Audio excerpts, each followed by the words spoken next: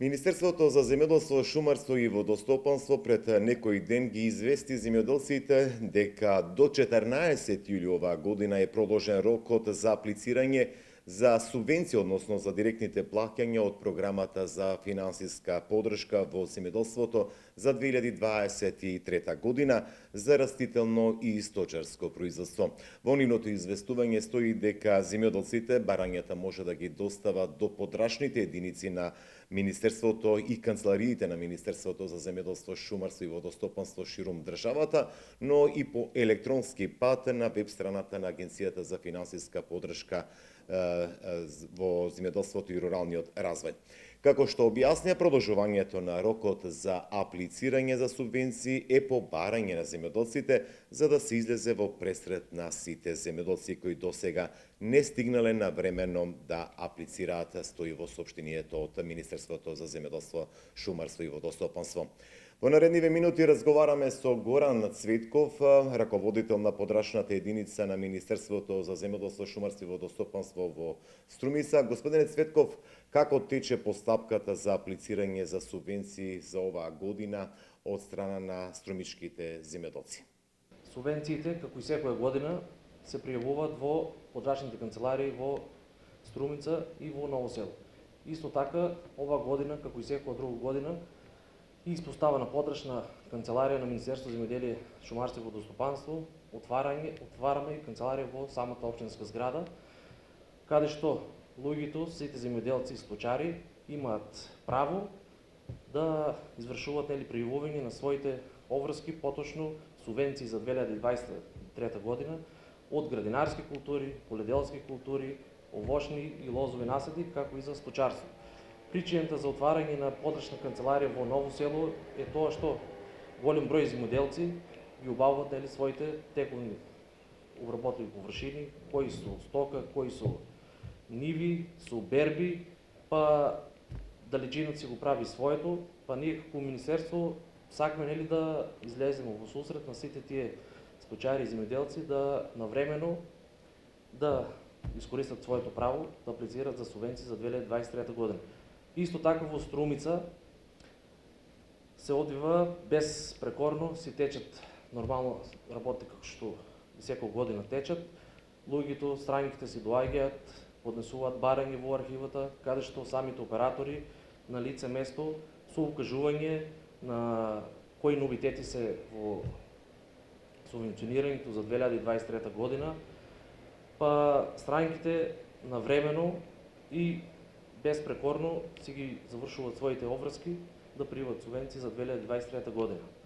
Исто така, новитетот ова година за субвенционирање се запознаени самите странки, самите клиенти при поднесување на барањата, се допрашуваат до самите вработени, исто така и јас како раководно лице на самата институција им стојам на располагање за сите недокажани ситуации или па недоволна упатеност, им давам до знаење дека субвенциите 2023 година остануваат исти со неколку мали измени. Тоа се измени од прилика кај сточарите зголемување на висината на субвенции, како по грло говеда, така и за по глава на овци, кози, пчелни семејства и ред други работи. Веќе спомнавте дека освен во подрачната канцеларија на Министерството за земјоделство во Струмица отворивте и канцеларија во општинскиот центар Ново село. Колку досега земјоделски стопанства или пак индивидуални земјоделци биле кај вас и аплицирале од програмата за директни плаќања, од програмата за финансиска подршка во земјоделството за оваа година? Имате ли бројка од прилика колку се земјоделци аплицирале за субвенции? Во моментот сакам да напоменам дека во Струмица има поднесено преку 4000 барања, што до крајот на наредниот период ни очекуваме да надминеме преку 5000 поднесени барања за финансиска поддршка во земјоделството. Воедно сакам да апелирам до сите оние кои што се уште немаат поднесено барање за субвенции за финансиска поддршка за 2023 година, истото да го направат во подрачните канцеларии во Струмица и во Ново село. Исто така во самата подрачна во Ново село ставена и бројката вкупно и за Струмица и за Ново село. Ново село како општина, претежно таму се аплицираат преку 500 поднесени барања секоја година. Бројот се намалува поради големиот број на иселеност кај претежно младиот кадар, посебно младите земјоделци пробуваат кај нас да се ја пробат среќата и надвор од државата, каде што работат земјоделие во другите европски земји. Но тоа не е наша работа. Наша работа е сите тие кои што се останати тука да им пружиме најповолни услови за да се извршат правото на аплицирање за субвенција и од мерките кои што ги носи Министерството за земјоделие, шумарство и водостопанство заедно со Агенција за финансиска поддршка и развој во земјоделието. Господине Цветков, можете ли да конкретизирате зашто најчесто аплицираат струмичките земјоделци за субвенционирање? Дали тоа е градинарското производство или пак во подем се некои други насади за кои што аплицираат фармерите од струмичкиот регион? Дали имаме и аплицирање за субвенции за сточарство? Најмногу интерес кај нас е најзастапено раноградинарските култури.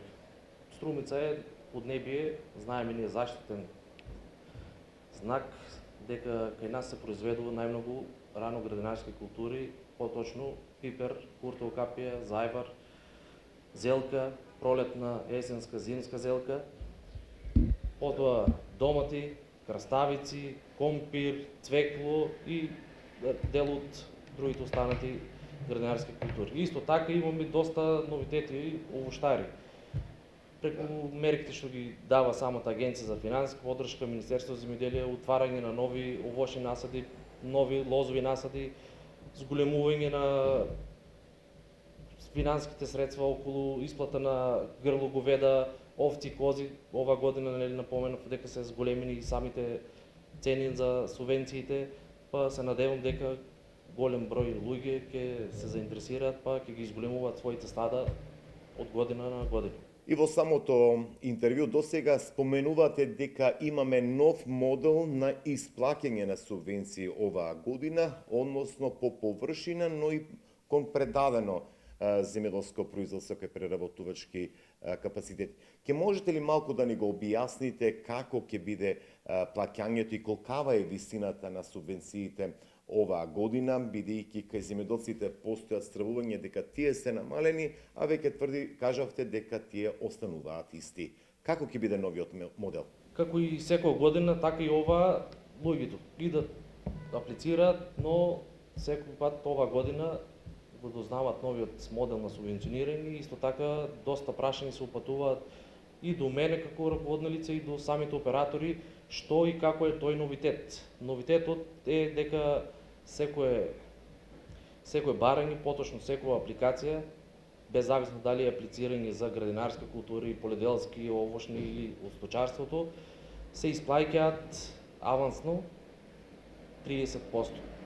За да ги остварат правото на дополнителните субвенции, фактички да се ги земат сите средства, во септември или октомври платежна агенција, поточно Агенција за финансиска поддршка во земјоделието и руралниот развој, ќе истакне на својата веб страница изјава, каде што секој земјоделец ќе дојде да даде изјава дека своето производство го имат продадено на пазар или го има користено за сопствени потреби, а сите оние кои што имаат потврда и го имаат продадено своето производство во магазини или откупни регистрирани центри, остваруваат право да си ги земат во целост субвенциите. Господине Цветков, ке можете ли да конкретизирате доколку еден градинар аплицира за производство субвенции за куртовска капа или црвена пиперка?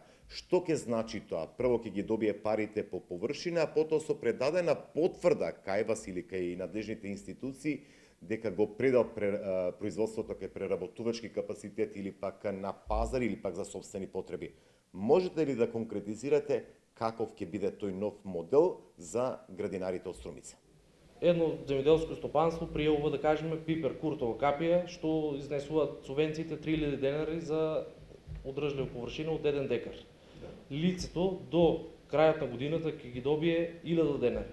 Остатокот од 2000 денари ќе ги земе откако ќе ја потпише таа изјава и ќе ја донесе пак повторно во подрачните канцеларии, како што ќе се изврши повторно аплицирање на субвенции, да каже дека производството на пипер во случајот кај нас го продал или на пазар, или за сопствена употреба, или пак кај нас најчесто ние си вршиме продажба во регистриран магазин, каде што самите магазинери ни даваат потврди и со таа потврда они укажуваат дека имаат производство и остатокот од субвенција. Тоа значи дека не се укинуваат овие дополнително за предавање, колку беа 2 до 3 денари за предадени градинарски култури. Тоа значи култури. дека и тие повторно ги добиваат. Да, тоа е исто како и секоја година. По завршувањето веќе на самата берба се отвара апликација за дополнителната мерка 3 денари по предаден килограм на било која градинарска култура, дали е пипер, зелка, краставица или слично. Тоа е. Господине Цветков, јас ви благодарам на ова интервју. Тоа беше Горан Цветков, раководител на подрачната единица на Министерството за земјоделство, шумарство и водостопанство во Струмица. Како што е познато, рокот за пријавување за субвенции во земјоделството за ова година е продолжен до 14 јули.